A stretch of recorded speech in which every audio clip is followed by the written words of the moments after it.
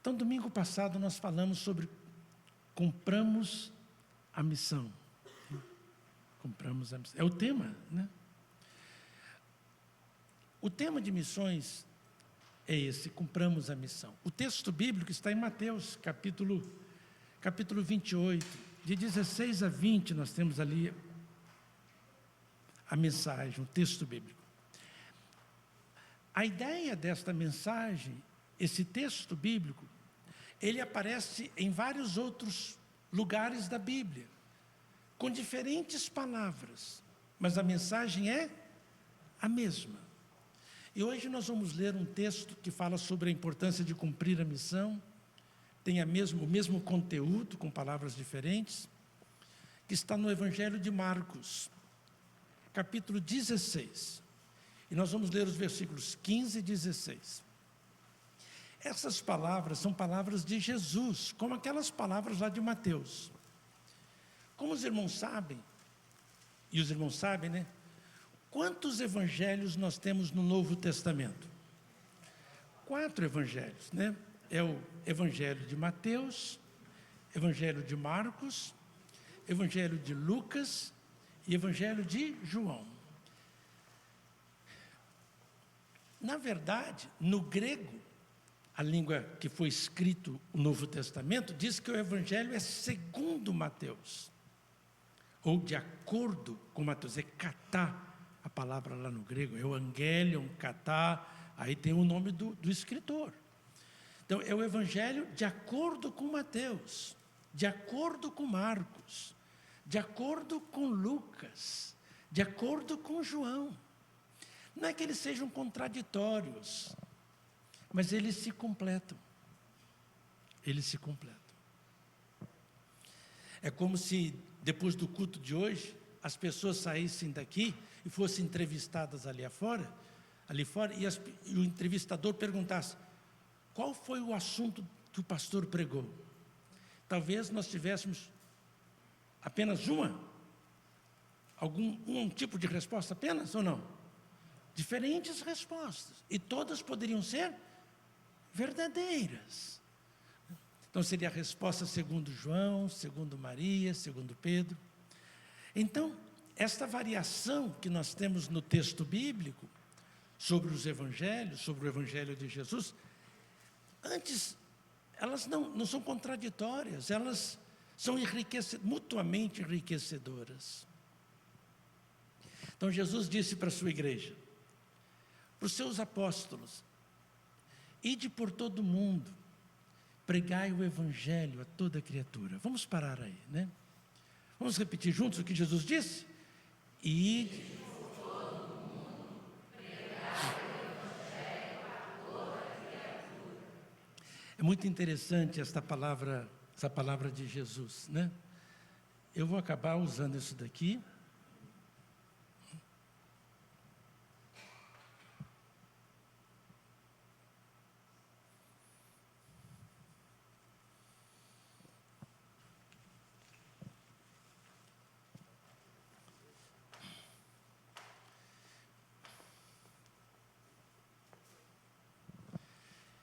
Então, eu gostaria de falar algumas coisas sobre esse texto com os irmãos, né? A primeira coisa que eu gostaria de compartilhar com os irmãos é: o que significa o Evangelho? O que é o Evangelho? O que o Novo Testamento fala, né? Se você pegar a palavra Evangelho, o Evangelho é a boa notícia. Então, a boa notícia de acordo com Mateus, a boa notícia de acordo com Marcos, a boa notícia de acordo com Lucas, a boa notícia de acordo com João. E nós poderíamos dizer, qual é a boa notícia? Qual é o Evangelho de acordo com Paulo, com Pedro? Poderíamos prosseguir com os escritores do Novo Testamento. Que boa notícia é essa? Porque o Evangelho é isto, né? El é boa, é bom, El, que está ali como Evangelho, o Evangelho traduzido desta maneira, né? A palavra V não existe no alfabeto grego, na verdade, né? Existe o Y, que às vezes funcionam como V, U e V. Por exemplo, o evangelho, o el é bom, é boa, e angélio é mensagem ou mensageiro. Né? O que é isto? O que é o evangelho? O que é que o Novo Testamento fala sobre esse tema? Vamos ver alguns textos que falam sobre o que é o evangelho. O que é o evangelho? 1 Coríntios, capítulo 15, nós vamos ler um texto do apóstolo Paulo, do verso 1 ao verso 4. Então, o apóstolo Paulo, escrevendo para uma igreja, ele disse assim: eu também vos notifico, eu também vos informo, irmãos, que o evangelho, né, é a mesma palavra, o evangelho, mesma palavra que nós temos lá em Marcos, né, que vos tenho anunciado, que vos tenho pregado, que vos tenho ensinado, o qual também recebestes, quer dizer, Paulo anunciou, e as pessoas receberam. O que é receber? É crer, é viver, receber no coração, na mente, o qual também recebeste, e no qual também permaneceis. Eles receberam o evangelho, e eles permanecem no evangelho. Porque a pessoa pode receber o evangelho hoje, e amanhã abandonar o evangelho, não pode? Sim ou não? Sim. Espero que a sua sorte não seja esta. Então Paulo continua dizendo no versículo 2, pelo qual também sois salvos, quer dizer, o evangelho que eles receberam, o evangelho que tem o poder de salvar as pessoas. Mas salvar de quê? Dos enganos deste mundo, das ilusões deste mundo, das mentiras, de um estilo de vida errado, mentiroso. Então, o evangelho salva a gente, tira das trevas, da ignorância. Então ele diz: se o retiverdes, tal como vou-lo tenho anunciado. Então, se vocês reterem, pegarem este evangelho, como eu anunciei para vocês. O que ele está dizendo? Vocês não podem falsificar este evangelho. Vocês não podem deturpar este evangelho. Vocês não podem torcer este evangelho. Não, não façam isto. Retenham o evangelho na sua pureza, na sua essência. Se não é que crestes em vão, vai ter sido uma fé em vão se você distorcer o evangelho, se você falsificar o evangelho. Versículo 13, o que o apóstolo Paulo fala? Então ele vai dando uma explicação didática sobre o que é o evangelho. A explicação de Paulo não é exaustiva. O que quero dizer com isto? Nenhum evangelista, nenhum escritor do Novo Testamento, ele escreveu tudo que significa o evangelho. Os irmãos estão me entendendo? É impossível. O apóstolo João, no final do seu livro, ele disse: olha, se eu fosse escrever tudo que Jesus disse e fez, não caberia nos livros do mundo inteiro, na verdade. Então, é importante que nós tenhamos esta compreensão. Então ele vai falar, primeiro que a vocês é o seguinte, que Cristo morreu por nossos pecados, segundo as Escrituras. Então ele diz, olha, Jesus Cristo, o Cristo é o Messias de Deus, que é Jesus. Ele diz, ele morreu por nossos pecados. Ele morreu na cruz, mas a morte dele na cruz não foi por ele. Não foi, ele morreu por causa de você e de mim. Então, crer em Jesus como meu substituto, aquele que morreu por mim, o meu Salvador, o meu Mestre, o meu Senhor, né? Na verdade, em outras palavras, é crer no amor de Jesus.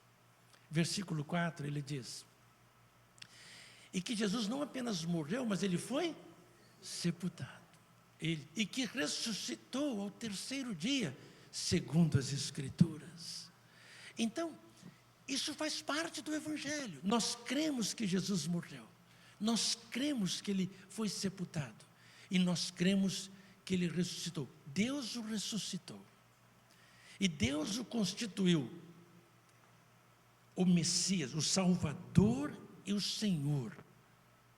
E Deus fez isto. Então, Isso é o Evangelho. Temos que compreender isto. Um outro texto que fala sobre o Evangelho, que é muito importante, está no livro de Marcos. Evangelho de Marcos. Aí mesmo, no capítulo 1, versículos 14 e 15.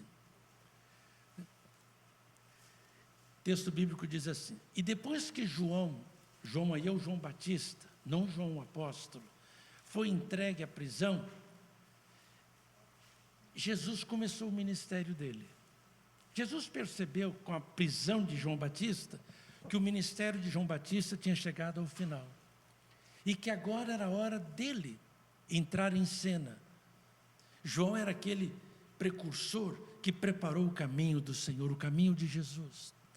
Então Jesus aparece na Galileia, na região pobre de Israel, pregando o Evangelho do reino de Deus. Que coisa bonita. Então, o Evangelho, o Novo Testamento nos ensina que essa boa notícia é sobre o reino de Deus, é o Evangelho do reino de Deus. Vou falar uma coisa para você que nós precisamos de saber. O reino de Deus não tem democracia. Se você pensa que no reino de Deus tem democracia, você está enganado. No reino de Deus tem um que manda. Quem é que manda? É Deus. Ele não vai pedir o seu voto para saber o que ele tem que fazer ou não. Ele não vai fazer um plebiscito para saber a sua opinião, a opinião da maioria, não. Ele manda. Ele é o Senhor. Precisamos compreender isso. Não tem eleição. Ele é o Senhor, Ele manda. E como seria bom se Ele mandasse na nossa casa? Se Ele mandasse na nossa igreja? Se na igreja, cada um de nós, não queremos fazer a nossa vontade, queremos fazer a vontade de Deus. Não, eu posso ter uma opinião, o outro tem uma opinião. Bem, aqui nós temos várias opiniões, então deixa eu ficar calado, deixa eu tomar cuidado, para que eu não queira impor a minha opinião, como se a minha opinião fosse a de Deus. É perigoso isso ou não é? Não, a minha opinião é de Deus, a de vocês não é, é a minha que tem que ser feita e pronto.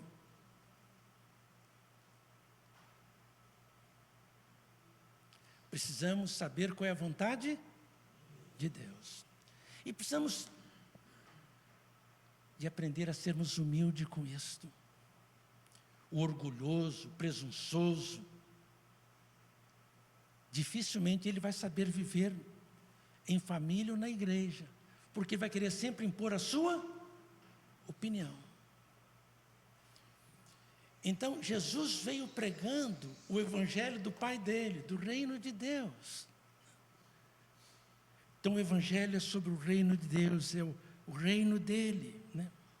Uma outra coisa sobre o Evangelho que eu gostaria de compartilhar com os irmãos, encontra-se na carta aos Romanos, capítulo 1, versículo 1.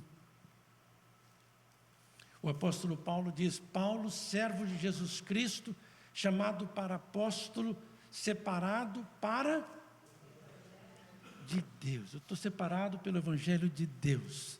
Eu fui separado por Deus para anunciar o Evangelho de Deus. O Evangelho não é de Pedro, o Evangelho não é de João, o Evangelho é de Deus. O Evangelho é de Deus. Gálatas, capítulo 1, versículo 7. É um outro texto do apóstolo Paulo que ele fala sobre o Evangelho. Gálatas 1, 7. Paulo falando escrevendo aos Gálatas, ele diz: olha, vocês estão saindo do Evangelho que eu preguei para vocês para outro Evangelho, que na verdade não é outro, mas alguns que vos inquietam e querem transtornar, querem torcer, querem fazer confusão com o Evangelho de quem? Então o Evangelho de Deus é o Evangelho de Cristo. Mateus escreveu sobre o Evangelho de Cristo, é a visão dele do Evangelho de Cristo, do Evangelho de Deus. Marcos escreveu o que ele pensou ser o Evangelho de Cristo, o Evangelho de Deus. Lucas a mesma coisa, João a mesma coisa, Paulo a mesma coisa. Todos falaram sobre o Evangelho de quem? De Cristo, de Deus, não do seu Evangelho. Embora o Evangelho seja de Deus, seja de Cristo, deixa eu falar uma coisa para vocês, o Evangelho precisa ser seu também. O Evangelho precisa ser da igreja também. O Evangelho de Deus precisa ser o meu Evangelho. Estão me entendendo? O meu Evangelho não pode ser diferente do Evangelho de Deus, mas eu preciso receber o Evangelho e dizer, este é o meu Evangelho. E o meu Evangelho é o Evangelho de Deus. Falar isso com humildade, não com arrogância, não com soberba. Irmãos, nós poderíamos falar só um dia, só um culto, só sobre o que é que nós precisamos, que evangelho que precisamos de proclamar? O Evangelho de Deus, o Evangelho de Cristo. Paulo, escrevendo aos Romanos, capítulo 5, do verso 7 ao verso 8, ele fala uma coisa tão linda sobre esse Evangelho, que é, o Evangelho é o amor de Deus. É o amor de Deus.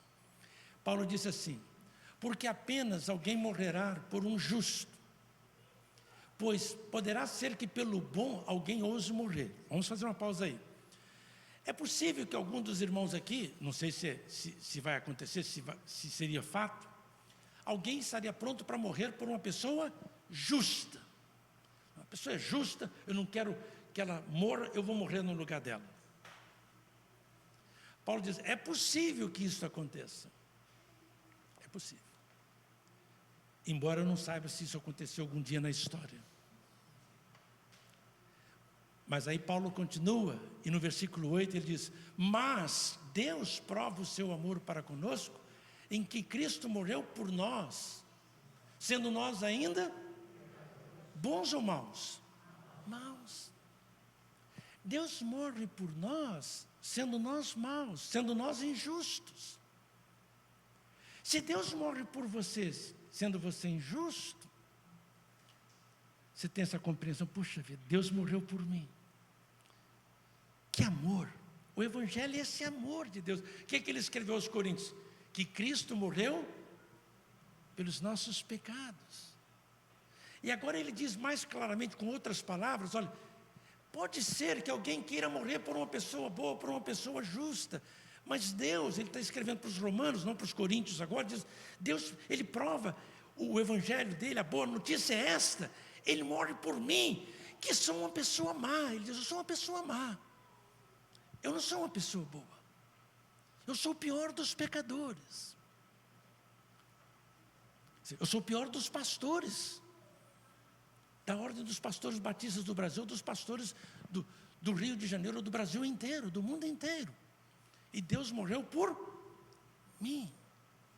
Paulo está dizendo, eu sou o pior dos pecadores.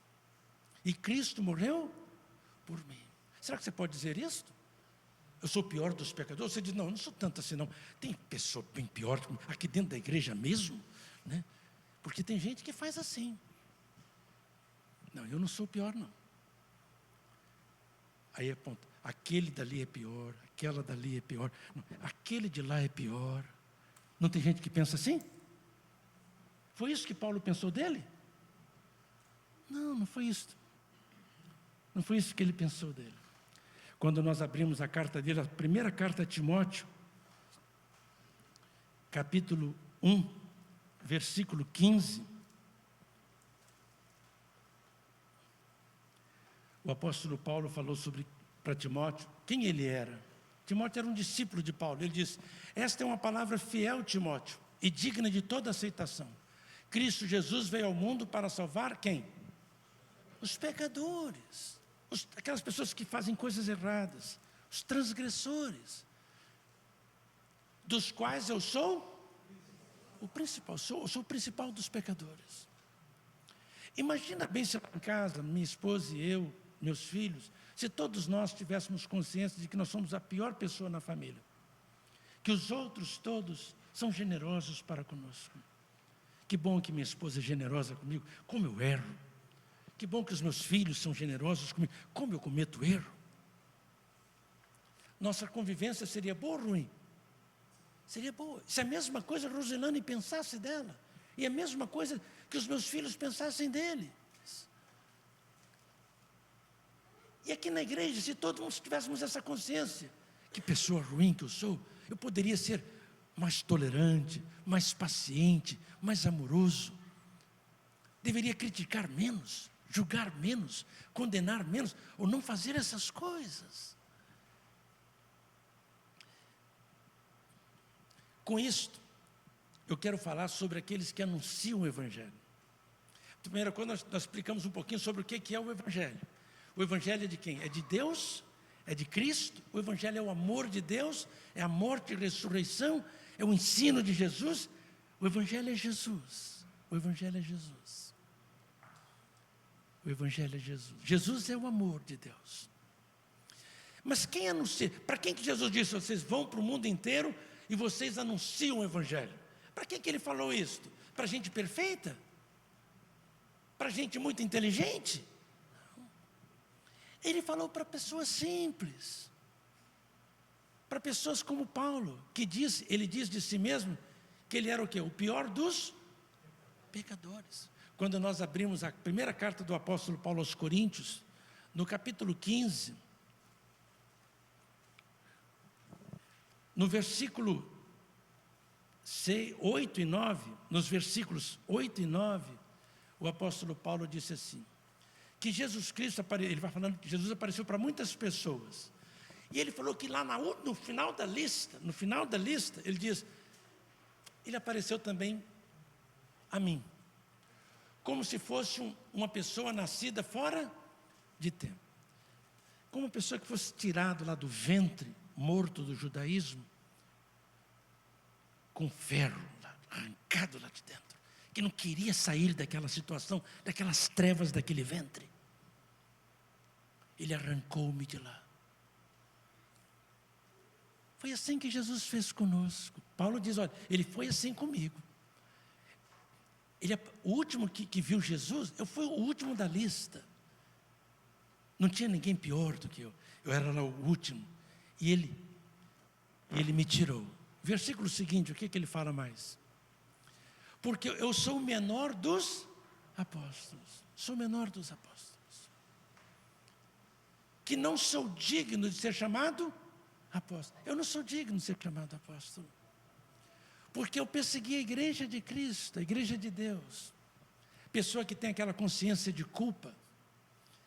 Eu sei que a gente precisa se libertar da consciência de culpa. Mas o pior de tudo é quando a pessoa se liberta da sua consciência de culpa, mas não liberta o outro da consciência dele de culpa. Você se lembra do seu erro, né? Fica sempre lembrando de outra pessoa o erro que ela cometeu. Vem aqui, eu quero refrescar a sua memória. Você se lembra o que você fez? Volte aqui para mim, volte aqui. E aponta os 10 dedos em direção àquela pessoa, para que ela nunca se esqueça dos seus erros, das suas falhas. Você é assim? Você não deve ser assim.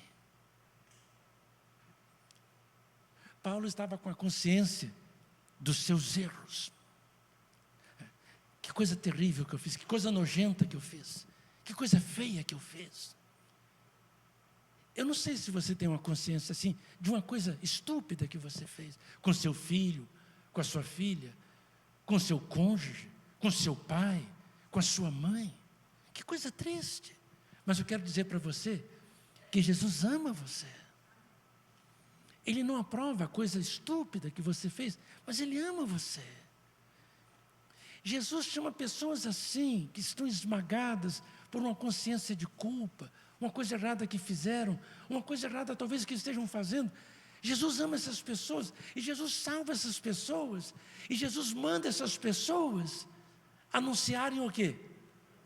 O Evangelho. Olha, vai falar com os outros, como o Senhor ama você, como o Senhor é gracioso com você, como Ele perdoou você. Você tem que falar isso para as pessoas. Fale isto, compartilhe isto.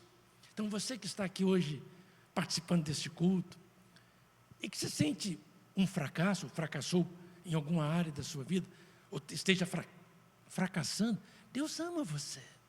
E Deus quer usar você para cumprir a missão. Para cumprir a missão. Pedro estava lá ouvindo Jesus. Jesus disse: Pedro, eu quero que você vá por todo o mundo e pregue o evangelho, Pedro. Pedro poderia dizer: mas Jesus, eu enganei você. Eu fui orgulhoso, fui vaidoso, falhei tanto. Sou um homem pecador, sou analfabeto. O pior grego do Novo Testamento é de Pedro. O melhor não é de Paulo. O melhor é da carta aos Hebreus, que possivelmente era um homem de Alexandria, não era apóstolo. O segundo melhor é de Lucas, no Novo Testamento, que não era judeu. Então, Paulo diz: olha, o meu grego não é bom. Eu falo grego, eu falo latim, eu falo hebraico, eu falo aramaico, mas eu sou o pior deles, na verdade. Ele diz isto. Então, Jesus, quem é que anuncia? A primeira coisa que eu quero falar para os irmãos é: o que é o Evangelho? A segunda coisa é: quem anuncia o Evangelho? É gente A+, é aquela que tem a nota máxima na escola? É essas pessoas? Não. Passou em primeiro lugar no Enem, é isto? Não, não. Primeiro lugar nos concursos? De maneira alguma. Não. São pessoas frágeis. Interessante que essas pessoas que Jesus entregou a missão, que nós temos de cumprir, elas não discutiram com Jesus. Olha, Jesus, isso não vai funcionar. Você quer que a gente vá no mundo inteiro pregando o Evangelho? Corta esta. Simplesmente o quê? Missão impossível. Não vamos conseguir. Não vamos conseguir. Hoje, o Evangelho está na Ásia, na Europa, no Oriente Médio, na América do Norte, América do Sul, América Central. Um milagre? Não. Cadê o aleluia? Não tem aleluia aqui, não? Amém, não é verdade? Isso, que coisa maravilhosa, né? Esses homens. Então, a segunda coisa que nós queremos falar é sobre isto, né?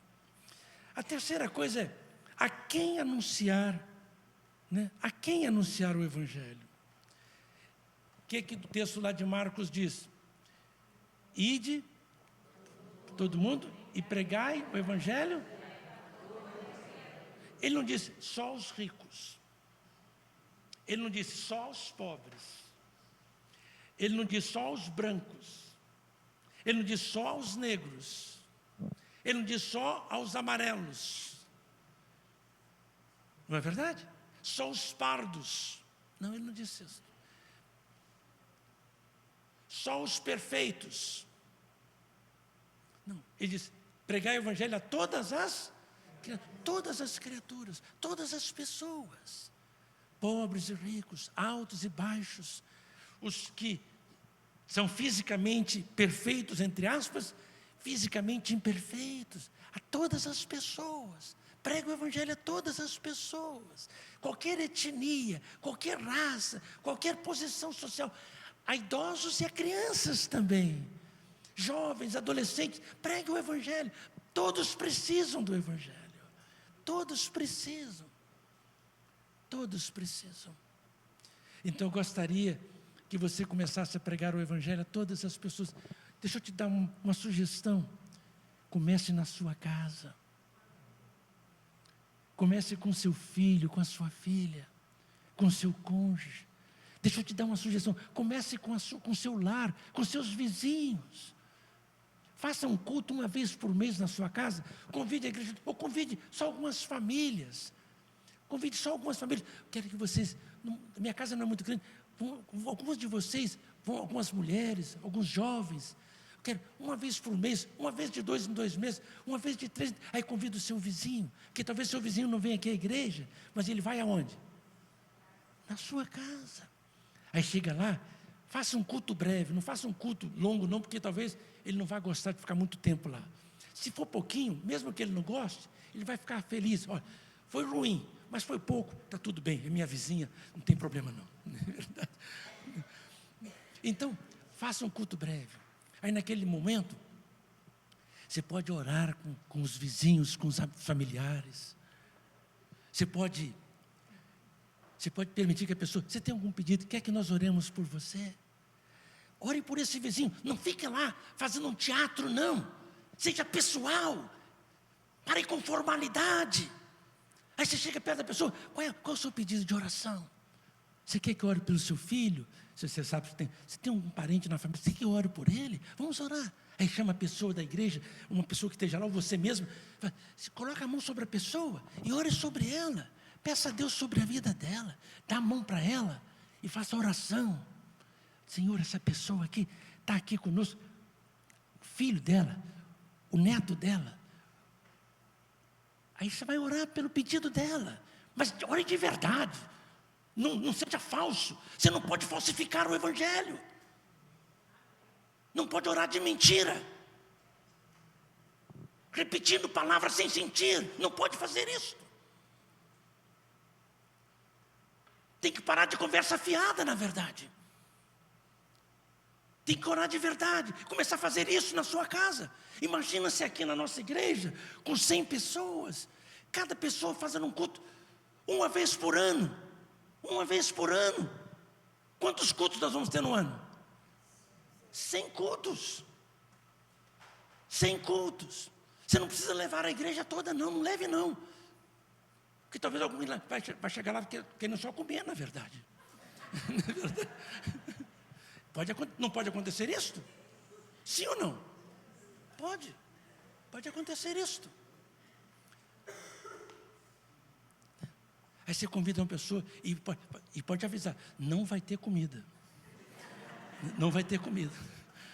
Que dizem que crente não bebe não, mas come muito, na verdade. Eles comem muito. Eles comem muito. Eles comem muito. Então, aí faça esse momento. Aí depois, a pessoa que vai falar, pega um texto, não precisa gritar, porque vai ser um lugar pequeno. Não fica gritando, não. Conversa com as pessoas sobre o texto. Faz perguntas sobre o texto. Ensina uma lição. Depois cante um louvor, cante um hino. Depois ora, agradecendo a Deus. E cada um vai para a sua casa, comer na sua própria casa, na verdade. Isto. Imagine bem. Então, vai a todo mundo inteiro e prega o evangelho. Isso começa onde? Na nossa casa. Isso começa na sua casa. Isso começa no seu bairro, na sua rua. Você que está aqui, você não gostaria de já começar a fazer isso essa semana, este mês de março, esse mês de missões? Faça isto. Comece a fazer isto.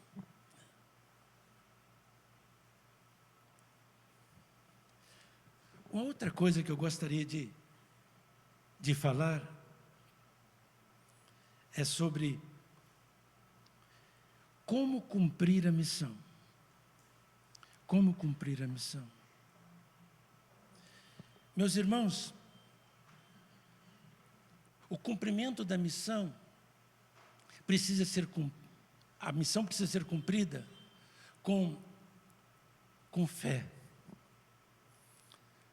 Você precisa crer. Crer naquele que deu a missão. Crer no conteúdo do evangelho. Precisa crer. Quem me deu a missão é bom. O conteúdo da missão, o evangelho que eu tenho que pregar é bom. Então você tem que crer, quem quer anunciar, realizar a missão com fé. Não, esse evangelho, as pessoas precisam dele. As pessoas precisam desse evangelho. Tem muita gente sofrendo e você não sabe. No seu trabalho, no seu lar, na sua própria casa. Você tem que falar para a pessoa, minha filha, meu filho, eu te amo. E Jesus te ama também. Deus ama você. Falar isso para as pessoas no seu trabalho, na igreja aqui. Falar isso com as pessoas. Se tiver um problema, fale para mim. Talvez eu não possa resolver, mas eu posso orar com você, para que Deus possa abrir as portas para você. Você tem que ter fé na missão, por causa daquele que deu a missão. Você não pode realizar a missão sem fé, desesperado, incrédulo, duvidando. Você tem que realizar a missão com esperança. Vai dar certo. Vai dar certo. Você tem que realizar a missão com amor. Você tem que realizar a missão com consciência de que não vai ser fácil. Que não é fácil. Não é fácil, às vezes, você convencer o seu filho, a sua filha, o seu cônjuge, seu pai, a sua mãe, o seu vizinho, de que a solução do problema dele está numa vida com Deus, entregar a vida a Cristo, seguir os ensinos de Jesus, receber o perdão, o amor de Cristo. Não é fácil. Jesus nunca disse que seria fácil. Jesus disse: se você quiser vir após mim, você precisa tomar a sua cruz. Tomar a cruz é uma coisa difícil. A carta onde Paulo fala de mais alegria é a carta aos Filipenses. Ele estava preso. Ele estava preso por causa do Evangelho. Na cidade de Filipos, que é a carta aos Filipenses, cidade lá na Europa, primeira cidade europeia que Paulo alcança o Evangelho, ele está preso. Ele vai para lá porque ele está preso, na verdade, ele está preso lá. E diz-nos o texto bíblico de Atos, Lucas escreveu, e o Lucas foi o que mais escreveu. O que mais escreveu no Novo Testamento foi Lucas, em termos de quantidade. Mais cartas foi Paulo, mais livros. Mas os 2 volumes de Lucas, foi um gentio que mais escreveu no Novo Testamento. Lucas, o segundo melhor grego do Novo Testamento. E ele diz que Paulo, à meia-noite, na prisão, ele orava e cantava hinos a Deus. Meia-noite. Então, não é fácil. É importante que você tenha consciência, não apenas dos benefícios do Evangelho, mas tenha consciência das dificuldades que há para proclamar o Evangelho. Não se iluda, não é fácil. Não é fácil. Você tem que amar o seu inimigo. É fácil isto? Não. Bendizer aqueles que maldizem a você. E orar por aqueles que perseguem a você. Fácil ou difícil? Dificílimo, irmãos. Mas é isto.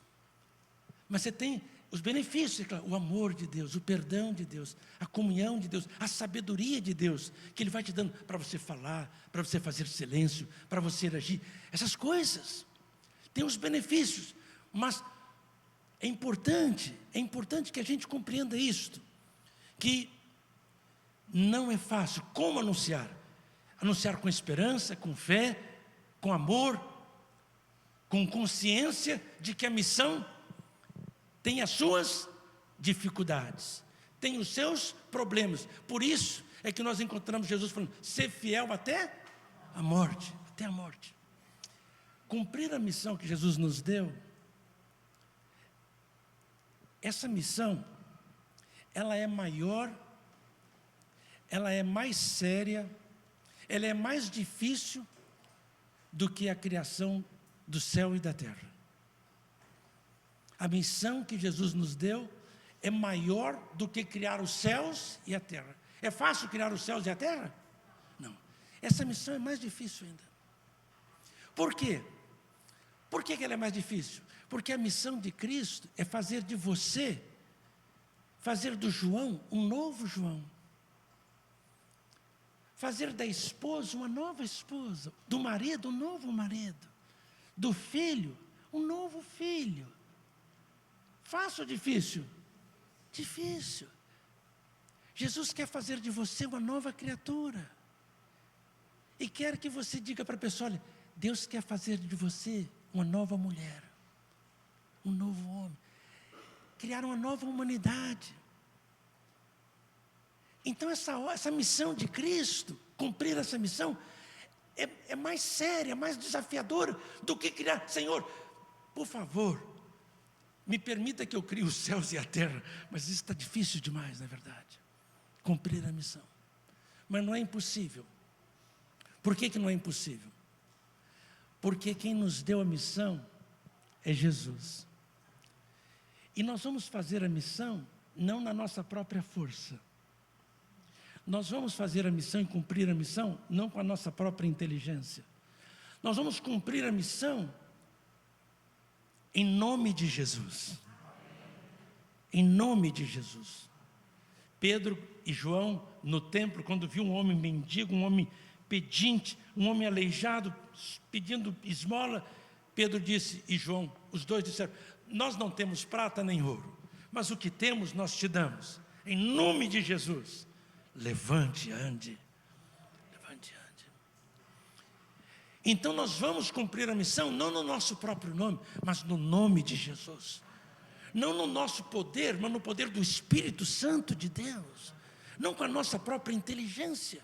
Ah, meu irmão, minha amiga, quero convidar você, nesta noite, a abrir o seu coração, para se reconciliar com Deus, se reconciliar com a igreja de Jesus. Não fique afastada. Você é preciosa, você é precioso para Jesus. Receba Jesus no seu coração. E vamos dar as mãos. E juntos, em nome de Jesus, pelo poder do Espírito Santo do Senhor, vamos cumprir a missão. Eu quero orar por você. Você que precisa se reconciliar com Deus, com a igreja de Deus. Você que precisa do Evangelho de Deus. E você que precisa proclamar esse Evangelho. Quero orar por você. Você quer tomar essa decisão nessa noite? Quer que eu ore por você? Levante a sua mão nesse instante. Amém. Aleluia. Pai, obrigado pelo teu amor, pelo teu Evangelho, o Evangelho do teu Filho Jesus. Obrigado por essas pessoas que erguem as suas mãos e recebem este Evangelho e desejam compartilhá-lo em nome do teu Filho Jesus e pelo poder do teu Santo Espírito. Abençoe essas pessoas, cure-as das suas feridas, ajude-as, capacite-as, capacite-nos, Senhor, em nome de Jesus. Amém.